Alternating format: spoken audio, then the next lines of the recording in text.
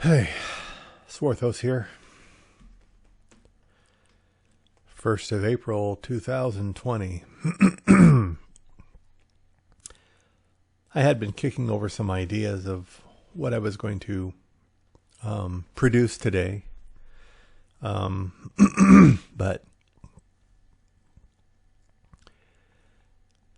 then I read the news that the lead singer for Fountains of Wayne passed away from the coronavirus. And it just put me into a bad funk, man. Then I saw reports by the World Health Organization that, excuse me, they say that the virus is expanding near exponentially.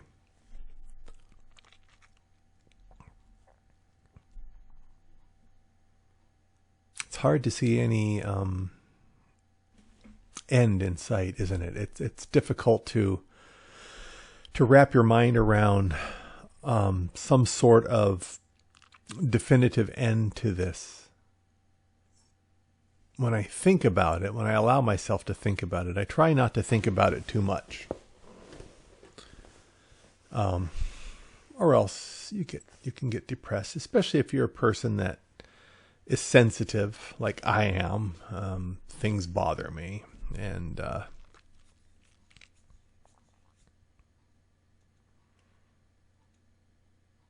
yeah, and you worry. But it's like this one Bible teacher that he's no longer with us. Chuck Missler. He used to have this saying. He used to say, "Don't think that life is linear," meaning it's always going to be going along a particular trajectory. That tomorrow will be pretty much the same as yesterday, and then the next day, and the next day, and the next year. And don't think that, because things could change like that.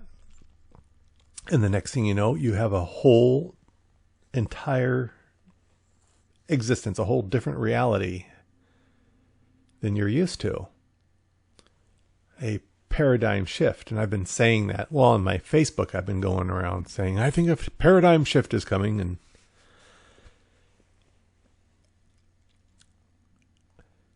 this, of course, I've never lived through anything like this. I can't remember any. But the worst thing that ever happened to me was probably getting the chicken pox at the age of 22. Boy, that got me really sick. You don't want to get the chicken pox when you're an adult. And it wiped me out for 10 days. I had chicken pox everywhere, even on the palms of my hands, on the white of my eyes, up my nose, in my ears. Everywhere but below my chest, thank God. There was all up everywhere. So yeah, other than that, life had been linear for me, for everyone. And it looks now like we are all faced with a definite change in our trajectory. Excuse me. I just ate a bunch of graham crackers. And speaking of Bible and Bible teachers and stuff, our church is, I think it's like for the third week now, we're meeting online. We have, they stream it on YouTube. And tonight we're all going to be having communion. So we're all to have our little crackers and wine ready here at home to go. I see where some other pastors or churches have been in the news where they've encouraged their members to meet in defiance of civil order. And I remember the first thing our pastor came out and said was, hey, it says right in the Bible that you're to obey civil order. It's, I think, in 1 Peter chapter 2 or something where it says, you obey the laws of the land, basically. And there was a good saying our pastor said. What was it? Now, I'm going to see if I can remember. When they tell you not to meet as a church because it's for the good of the community, or it's to save lives, or they order you, not to meet as a church because they're telling everybody not to, then you obey it. He says when you have a problem with it, when you start resisting it, is when they tell you not to meet because you are a church and no other reason. And I think that's what these other churches are getting wrong. They're going to war over this when they shouldn't be. They should be obeying the mandates of our government, saying, hey, don't gather together. So I'm glad I go to a non-freaky weird church, and it's going to be kind of neat as we all get on YouTube and have our communion.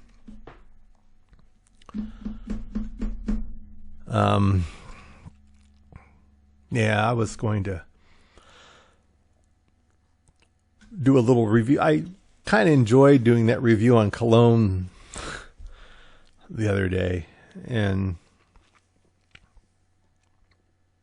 I was going to do another one on a working man's cologne, which I have a lot of. But like I said, all the air came out of me when I found out about the lead singer. I can't pronounce his name. The lead singer of Fountains of Wayne, Schlesinger or something like that. I didn't really follow the band. I liked that one song, Stacy's Mom, because it was a really cute video and had a nice fun beat to it. And it was, funny. Gosh.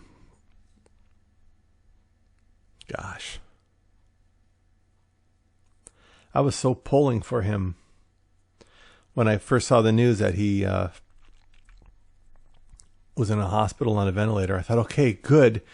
He's got the care he needs. Now all he's got to do is get through it. And I was kind of shocked when an hour ago they announced that he didn't make it. It kind of shook me up. I mean, people are dying all over the world. I mean, huge numbers, but when you feel a connection, even though you don't really have an actual connection, but when you feel a connection of sorts with someone like a celebrity or something,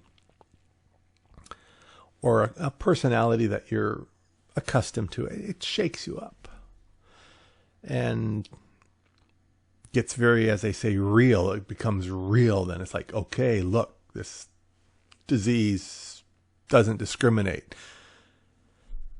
That's another thing I wanted to touch on, which I found kind of interesting. I don't know if I mentioned it in one of my other videos or if I blogged about it, was that it seems to be, this is probably what I'm going to make the title of my video, and I apologize for not really following through with good communication with the point I'm trying to make or the message I'm trying to deliver. I just don't have it.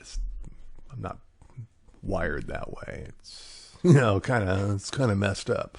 What I wanted to touch on was blood types.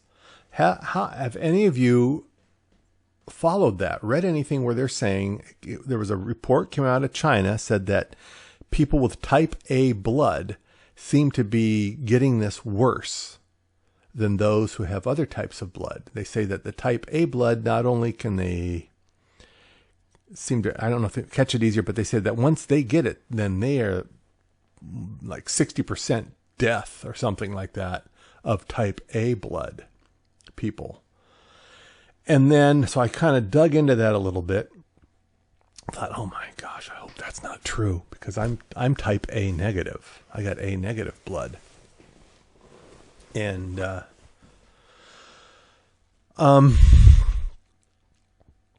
so I looked into it a little bit, and I saw that the close cousin to COVID-19, the SARS that came out a year or two ago, whenever that SARS came out, severe, I don't know what it is, respiratory syndrome, whatever that was. That was particularly bad for people with type A blood.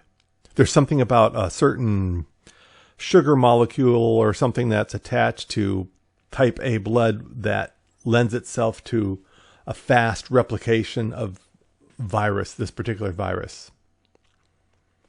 I don't really know. I'm just kind of repeating from what I read a few days ago, and sounds legit. And it's kind of scary. I'm running around with type A negative blood, and I do know that there's been a couple of times in my life when I've caught an ordinary cold, and it turned into either bronchitis or like walking pneumonia a few times in my life, not too long ago either. And so I would always, shy away from people during cold and flu season. I always get a flu shot. And so yeah, during cold season, I would limit to, going out anywhere, like to the stores and stuff. And if I saw anybody coughing or, blowing their nose, I would literally kind of half jog away from them.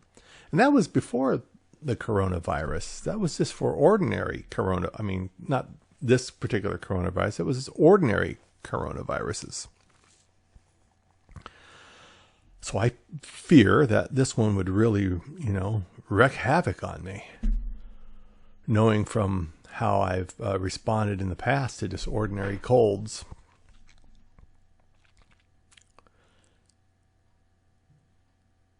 Yeah, man.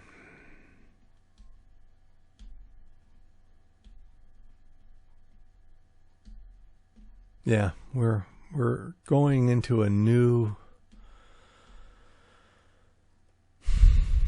reality. It's a new reality.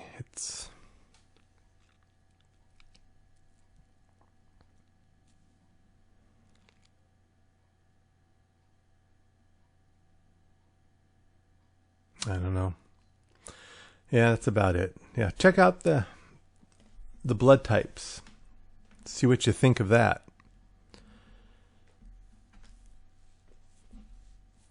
Man, all right.